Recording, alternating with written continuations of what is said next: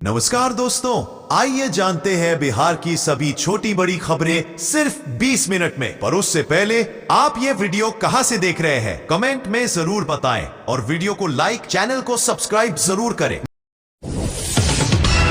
मुख्यमंत्री नीतीश कुमार की party Janata Dal United JDU ने एक चरण में बिहार विधानसभा चुनाव का मतदान कराने की मांग की है। साथ ही भारतीय जनता पार्टी बीजेपी ने भी 1 या 2 चरणों में वोटिंग का प्रस्ताव रखा। भाजपा ने बूथों पर बुर्का पहने महिलाओं पर प्रतिबंध लगाने की भी मांग की। बेहटा के सिकंदरपुर में एनआईटी पटना के पहले चरण का निर्माण पूरा हो गया है। प्रधानमंत्री मोदी आज वीडियो कॉन्फ्रेंसिंग से इसका उद्घाटन किया। राज्य सरकार ने 125 एकड़ भूमि प्रदान की थी, जिसमें से 60 एकड़ पर 25 छात्रों के लिए व्यवस्था की गई है। कंप्यूटर साइंस और इलेक्ट्रॉनिक्स के छात्र नए परिसर में स्थानांतरित होंगे। राज्यसभा सदस्य संजय झा ने कहा कि मुख्यमंत्री नीतीश कुमार के नेतृत्व में बिहार ने विकास के नए कीर्तिमान स्थापित किए हैं। केंद्र सरकार की सहायता से राज्य में इंफ्रास्ट्रक्चर परियोजनाओं को गति मिली है, जिनमें हवाई अड्डे और कॉरिडोर शामिल है। जल प्रबंधन परियोजनाओं से कृषि को स्थिरता मिलेगी। सरकार निवेश और रोजगार सृजन के लिए प्रतिबद्ध है और महिला सशक्तिकरण पर ध्यान केंद्रित किया जा रहा है। मुख्यमंत्री नीतीश कुमार ने पटना में महिला रोजगार योजना के दूसरे चरण में 151,000 रुपए से अधिक महिलाओं के खाते में 151 करोड़ रुपए ट्रांसफर किए। इस योजना के तहत प्रत्येक हटाया गया है। पटना के दीघा थाना क्षेत्र में एक कंपनी ने लाख रुपए के बदले 70 लाख देने का वादा किया, पर पैसे नहीं दिए। निवेशकों ने कंपनी के मैनेजर सचिन कुमार का अपहरण कर लिया। पुलिस ने सचिन को छुड़ाया। जांच में पता चला कि मामला अपहरण का नहीं बल्कि धोखाधड़ी का है। बिहार में महिलाएं आत्मनिर्भरता की नई ऊंचाइयों को छू रही हैं। मुख्यमंत्री नीतीश कुमार की महिला रोजगार योजना ने कई महिलाओं के जीवन में सकारात्मक बदलाव लाए हैं। मधेपुरा की जुगनू देवी और मुजफ्फरपुर की रंजू कुमारी जैसी महिलाएं इस योजना का लाभ उठाकर कृषि और डेयरी जैसे क्षेत्रों में उद्यमी बन रही है। ग्रामीण कार्य मंत्री अशोक चौधरी ने कहा कि उन्हें बदनाम करने की साजिश नाकाम होगी। चुनाव करीब है, जनता सब समझती है। उन्होंने मुख्यमंत्री नीतीश कुमार की महिला रोजगार योजना को महिलाओं के लिए आर्थिक रूप से महत्वपूर्ण बताया। उन्होंने कहा कि नीतीश कुमार को प्रदेश की जनता का अटूट समर्थन प्राप्त है और कोई भी उनका मुकाबला नहीं कर सकता। प्रधानमंत्री नरेंद्र मोदी ने कौशल दीक्षा समारोह में युवाओं के लिए 62,000 करोड़ से अधिक की योजनाओं का शुभारंभ किया। इस कार्यक्रम में उन्होंने विपक्ष पर निशाना साधा। पीएम ने कहा कि नए कौशल विश्वविद्यालय का नाम जननायक कर्पूरी ठाकुर के नाम पर है। बिहार के लोगों को चौकन्ना रहने की जरूरत है। आजकल कुछ लोग जननायक पद को भी चोरी करने में लगे हैं। मौसम विभाग ने पटना समेत पूरे बिहार में अगले 3 दिनों तक मौसम खराब रहने की आशंका जताई है। बंगाल की खाड़ी में बने गहरे दबाव के कारण आंधी, वज्रपात और भारी वर्षा की चेतावनी जारी की गई है। उत्तरी और दक्षिणी बिहार के कुछ हिस्सों में रेड अलर्ट जारी किया गया है। बिहार विधानसभा चुनाव को लेकर कांग्रेस काफी एक्टिव मोड में काम रही है। पार्टी बिहार चुनाव में अपने प्रदर्शन को लेकर किसी भी मोर्चे पर कोई भी कसर बाकी नहीं छोड़ देना चाह रही है। पार्टी ने 28 सितंबर को दिल्ली में स्क्रीनिंग कमेटी की बैठक बुलाई है, जिसमें बिहार प्रदेश अध्यक्ष राजेश राम, शकील अहमद खान और मदन मोहन झा शामिल होंगे। सीतामढ़ी के चुनावी परिदृश्य में पुनराधाम में जानकी मंदिर का निर्माण और रीगा चीनी मिल के मुद्दे छाए हुए हैं। एनडीए नेता माता सीता के मंदिर के विकास को प्राथमिकता दे रहे हैं। अमित शाह ने चीनी मिल को फिर से शुरू करने और मंदिर के निर्माण का वादा किया था, जिसके लिए 890 करोड़ रुपए मंजूर किए गए हैं। इन विकास कार्यों से स्थानीय लोग उत्साहित हैं।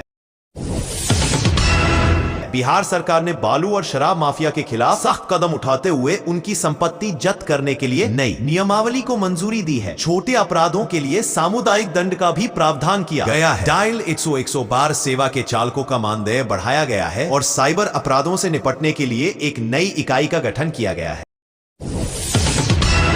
प्रशांत किशोर की पार्टी चुनावी दौड़ में बाकी सभी दलों से आगे निकलती दिख रही है। जन स्वराज पार्टी ने एक बड़ा ऐलान किया है। जन स्वराज पार्टी के राष्ट्रीय अध्यक्ष उदय सिंह ने कहा है कि 9 अक्टूबर को बिहार विधानसभा चुनाव के लिए उनकी पार्टी उम्मीदवारों की पहली लिस्ट जारी कर देगी। बिहार विधानसभा चुनाव 2025 से पहले मतदाता सूची में बड़ा बदलाव हुआ है।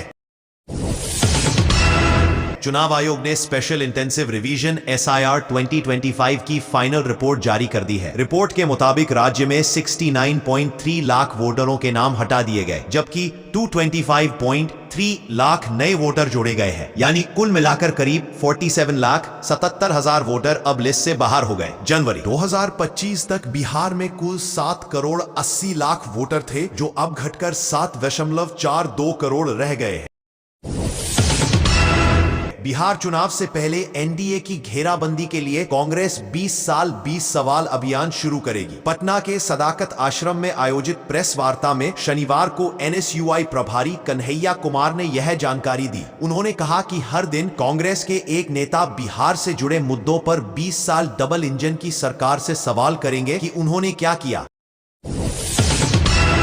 मुजफ्फरपुर में मंत्री केदार प्रसाद गुप्ता के बेटे से 10 लाख की रंगदारी मांगने के मामले में पुलिस ने कार्रवाई करते हुए वैशाली के बेंसर से एक व्यक्ति को हिरासत में लिया, लेकिन पूछताछ के बाद उसे छोड़ दिया गया। पुलिस के अनुसार उसी के लूटे हुए मोबाइल से रंगदारी मांगी गई थी। पुलिस मामले की जांच कर रही है। मुख्य चुनाव आयुक्त ज्ञानेश कुमार ने बिहार चुनाव को लेकर राजनीतिक दलों और अधिकारियों के साथ बैठक की। सत्ता पक्ष ने जल्द और एक चरण में चुनाव कराने की मांग की है।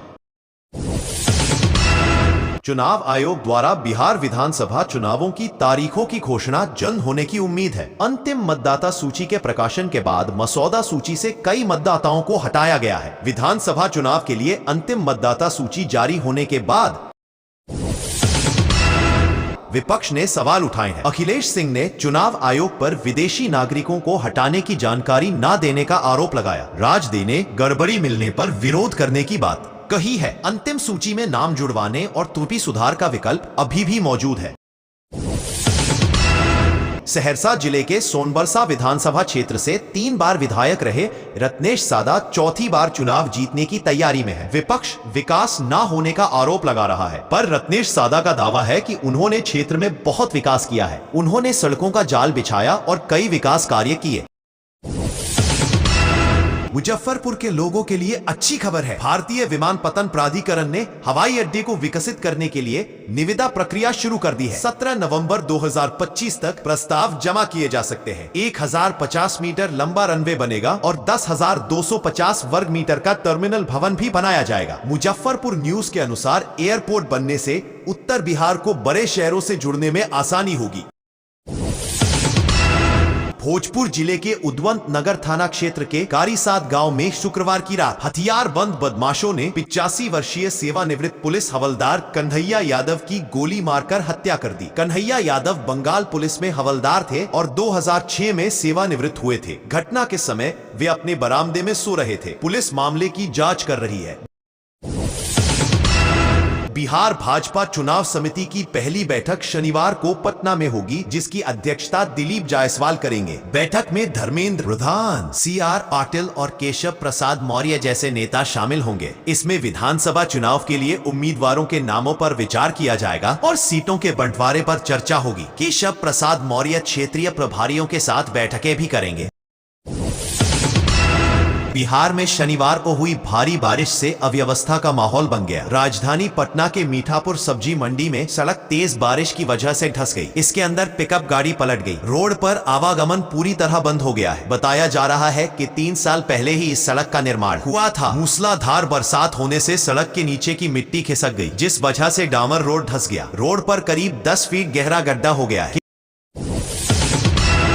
मुख्यमंत्री नीतीश कुमार आज शनिवार मुंगेर जिले के जमालपुर में कई विशाल परियोजनाओं का शिलान्यास करने वाले हैं, जो इस क्षेत्र के विकास के लिए एक बड़ी सौगात मानी जा रही है। इन परियोजनाओं में सबसे प्रमुख है पटना के मरीन ड्राइव की तर्ज पर गंगा नदी के किनारे बनने वाला भव्य रिवर फ्रंट मरीन ड्राइव और मदर डेयरी का प्लांट।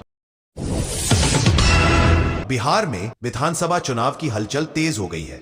राजनीतिक पीढ़ियां हर सीट के समीकरण को साधने के लिए मंथन करने में जुट गए हैं, लेकिन बिहार में कुछ सीटें ऐसी हैं जिसके समीकरण हर बार अलग हो जाते हैं। ऐसी ही एक सीट है जमुई जिले का चकाई विधानसभा। यहां पिछले 35 सालों से कोई भी विधायक अपनी सीट नहीं बचा पाया है। इन 35 सालों में अब तक कोई भी विधायक रहते हुए चुनाव नहीं जीत सका है। बिहार विधानसभा चुनाव की तारीखें जल्द घोषित होने की उम्मीद है।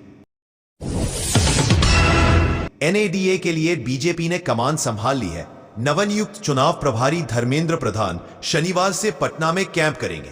वे कार्यकर्ताओं और सहयोगी दलों के साथ बैठकें करेंगे। बिहार के मुख्यमंत्री नीतीश कुमार से धर्मेंद्र प्रधान के अच्छे संबंध सीट बंटवारे की राह आसान बनाएंगे। कांग्रेस पार्टी ने भाजपा जेडीयू सरकार पर बिहार को बर्बाद करने का आरोप लगाया है। कन्हैया कुमार ने कहा कि पिछले 20 सालों में बिहार बदहाल हो गया है। कांग्रेस ने आरोप लगाया कि अडानी पावर को पपैती में विद्युत परियोजना सौंपी गई। कांग्रेस ने भाजपा जेडीयू से 20 सवाल पूछने की बात कही है। विकासशील इंसान पार्टी वीआईपी के संस्थापक मुकेश सहनी ने दावा किया है कि विधानसभा चुनाव में सड़कों पर पार्टी की नाव चलती नजर आएगी। सैकड़ों की संख्या में नाव तैयार कराए जा रहे हैं। यह नाव सभी विधानसभा क्षेत्रों में पहुंचेगी। इसके माध्यम से महिला को 10,000 रुपए मिले। उप विकास आयुक्त समीर सौरभ ने महिलाओं को स्वरोजगार के लिए प्रोत्साहित किया और उन्हें आगामी चुनावों में मतदान करने के लिए भी प्रेरित किया। पटना में करबी कहिया के पावर हाउस को ऊर्जा संग्रहालय बनाया जाएगा। गयाजी में विष्णुपद मंदिर क्षेत्र का विकास होगा। बांकीपुर बस अड्डे की जमीन पर 5 स्टार होटल बनेगा। सरकार अधिवक्ताओं को 3 साल तक 5,000 रुपए मासिक स्टाइपेंड देगी और ई लाइब्रेरी के लिए मदद प्रदान करेगी। पेंशन धारियों के लिए जीवन प्रमाणन प्रक्रिया सरल की गई है और दिव्यांग जनों के लिए सहायता बढ़ाई गई है। बिहार सरकार के मंत्री नितिन नबीन ने कांग्रेस नेता राहुल गांधी के कोलंबिया में दिए गए हालिया बयानों को निराधार बताया है। उनका कहना है कि राहुल गांधी जब भी विदेश दौरे पर जाते हैं तो वहां भारत को अपमानित करने वाला ही बयान देते हैं। उनका कहना है कि राहुल गांधी महागठबंधन और वीआईपी के विजन को लोगों तक पहुंचाया जाएगा। नीतीश कुमार की सरकार में मंत्री रहे मुकेश सहनी ने बयान जारी कर कहा है कि महागठबंधन ने चुनाव के पहले ही अपनी भावी योजनाओं की घोषणा कर दी है। ये महागठबंधन का दुर्भाग्य कह ले या दलों के बीच महत्वाकांक्षा की जंग, लेकिन जब भी वो ताज पहनने के करीब पहुंच जाते हैं, साथी दल ही कुछ ऐसा कर देते हैं कि सब किए कराए पर पानी फिर जाता है। मिली जानकारी के अनुसार महागठबंधन के रणनीतिकार सोमवार मंगलवार तक सीटों के बंटवारे का खुलासा करने की सोच रहे कि राष्ट्रीय लोक जनशक्ति पार्टी के अध्यक्ष पशुपति पारस ने कुछ कहकर महागठबंधन की मुश्किलें बढ़ा दी। आखिर ऐसा क्या कहा राष्ट्रीय लोजपा के राष्ट्रीय अध्यक्ष पशुपति पारस ने? जानिए। जिस तरीके की बयानबाजी कर रहे हैं उससे उनका भविष्य खतरे में नजर आ रहा है। भोजपुरी फिल्म स्टार पवन सिंह ने आज राष्ट्रीय लोक मोर्चा आरएलएम के प्रमुख उपेंद्र कुशवाहा से मुलाकात की। उनके साथ बिहार बीजेपी प्रभारी विनोद तावड़े भी मौजूद रहे। इसके बाद अब वे विनोद तावड़े के साथ ही केंद्रीय गृह मंत्री अमित शाह के आवास मुलाकात करने पहुंचे। वह बीजेपी के लिए ही काम करेंगे। कयास लगाए जा रहे हैं कि आने वाले चुनाव में आरा सीट से विधानसभा चुनाव लड़ सकते हैं। पटना में भारी बारिश से जनजीवन अस्त व्यस्त हो गया है। मीठापुर सब्जी मंडी के पास 10 फीट सड़क धंसने से 2 गाड़ियां फंस गई। प्रशासन ने इलाके को घेरकर यातायात रोक दिया है और राहत कार्य जारी है। मौसम विभाग ने भारी बारिश और वज्रपात का अलर्ट जारी किया है। मुजफ्फरपुर के लोगों के लिए अच्छी खबर। भारतीय विमानपत्तन प्राधिकरण ने हवाई अड्डे को विकसित करने के लिए निविदा प्रक्रिया शुरू कर दी है। 17 नवंबर 2025 तक प्रस्ताव जमा किए जा सकते हैं। 1050 मीटर लंबा रनवे बनेगा और 10,250 वर्ग मीटर का टर्मिनल भवन भी बनाया जाएगा। मुजफ्फरपुर न्यूज के अनुसार एयरपोर्ट बनने से उत्तर बिहार को बड़े शहरों से जुड़ने में आसानी होगी।